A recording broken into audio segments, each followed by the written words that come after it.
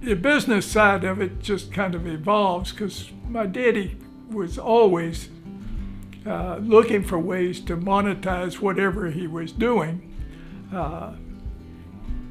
When I was 6, 7, 8 years old, when the camellias came in bloom, we would take a little box and make rows of cardboard in it, and that would exactly hold stems of camellia flowers. And then on Thursday was grocery shopping day in the 1940s, and we would go over to the A&P store, grocery store, and I would stand there on Thursday evening with that tray of camellias and sell them for $0.25 a piece. And for a little kid, 8 years old in the 1940s, to earn $5 or $6 in an evening, that was big money. I also got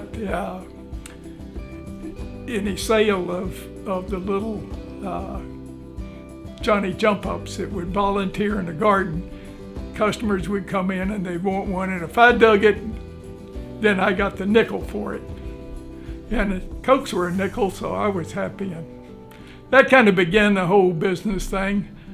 I really attribute 4-H to a lot of my interest in growth in the business side, because the 4-H program has you do a lot of projects. But in particular, they require that you cost account that project and follow it all the way through. So not only do you grow the item, but you cost account it. So even the flower gardens that we had, I would put a value on a cut flower, even though I didn't sell it, and I would cost account out what it took to produce that. So that kind of really set the model for business.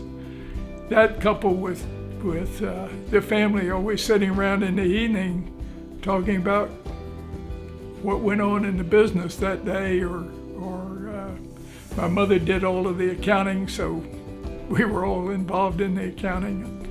Things like that, you just naturally grow into it.